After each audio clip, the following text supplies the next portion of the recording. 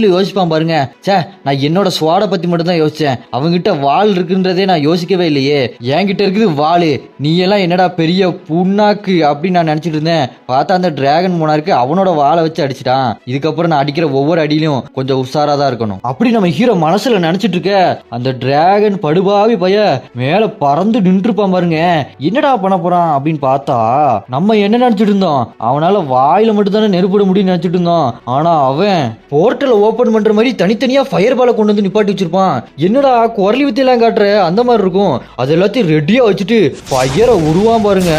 விட்ட விடல கீழே அப்படியே ட்ரில்லிங் மிஷின் மாதிரி போயிட்டு இருக்கும். அவன் இந்த டிராகன் மோனார்க்கோ நெருப்பை விட்டுட்டேன், அவன் சோழி முடிஞ்சிருப்பான். என்னோட ஒரு ஃபயருக்கே அவனால் தாக்கு பிடிக்க முடியாது. நான் அட்ட டைம்ல அவ்வளோ ஃபயர் விட்டுருக்கேன். அவன் என்ன ஆக போறான், கருகி போயிருப்பான். டிராகன் மோனார்க்குன்னா ஃப்ளவர் நினைச்சியா?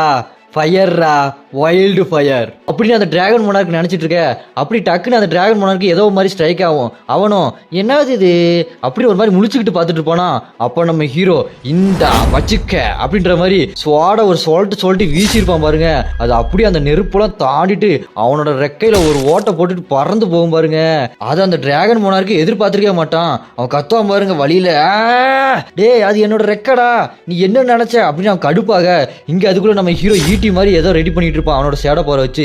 அப்படியே அந்த ஈட்டி எல்லாம் ரெடி பண்ணிட்டு விடுறதுக்கு ரெடியா வச்சிருப்பான் பாருங்க. அப்ப நம்ம ஹீரோ சொல்லுவான் பாருங்க, டே டிராகன் மோனார்க்கு வறுவலுக்கு பிறந்தவனே, இதெல்லாம் வந்து உன் வாயில சொருகும் பாடுறா, இந்தாடா அப்படின்னு சொல்லிட்டு நம்ம ஹீரோ அந்த ஈட்டி எல்லாம் டைரக்டா அந்த டிராகன் மோனார்க்க பார்த்து விடுவான் பாருங்க. செம ஸ்பீடா அது ஃபுல் ஃபோர்ஸ்ல போயிட்டு இருக்கும். அந்த டிராகன் மோனார்க்கு பண்ணாடையோ அங்க மேலே நின்றுட்டு ஃபயர் உருவான் பாருங்க. செம ஃபோர்ஸா ரெண்டும் நேருக்கு நேரா போய் அப்படி முட்டிட்டு நிக்கும் பாருங்க.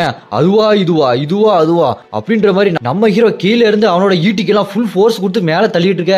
அந்த டிராகன் மோனார்க் பண்ணாடையோ மேல இருந்து அவனோட ஃபயருக்கு ஃபுல் ஃபோர்ஸ் கொடுத்து கீழே தள்ளிட்டு இருப்பான். ரெண்டும் நேருக்கு நேரம் மோதிட்டு அப்படி எது ஜெயிக்குன்னு பார்த்துட்டு இருக்கும்போது அந்த டிராகன் மோனார்க்கோட ஃபயர் நம்ம ஹீரோட ஈட்டியெல்லாம் அடிச்சு தள்ளிட்டு நம்ம ஹீரோவே வந்து அட்டாக் பண்ணு பாருங்க. அந்த ஃபயரு அடிச்சு அடியில் அந்த இடமே ஒரு மாதிரி புழுதி காடு மாதிரி ஆகி புகை மண்டலமா இருக்கும். அந்த புகையெல்லாம் களைஞ்சதுக்கு அப்புறம் நம்ம ஹீரோ பார்த்தா அந்த சேட மோனார்க் சூட்டு அப்படி டேமேஜ் ஆகி ஒரு மாதிரி நம்ம ஹீரோ ரொம்ப டயர்ட் ஆயிரப்பல.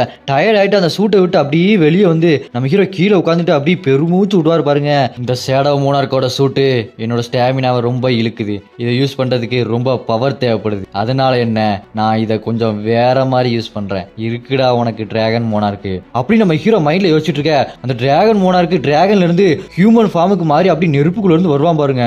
அப்படியே வந்துட்டே சொல்லுவான் பாருங்க, டே ஷேடோ மோனார்க்கு உனக்கு கடைசியா ஒரு ஆஃபர் கொடுக்குறேன், ஒழுங்கா நீ என் கூட வந்து சேர்ந்துக்கிறியா? நீ சேர்ந்துக்கிட்டனா உன்னை நான் அப்படியே விட்டுருவேன், இல்ல சேர்ந்துக்க மாட்டேன், சண்டை போடுவேன் அப்படின்னு சண்டை போட்டுட்டு என்ன ஜெயிக்க முடியாம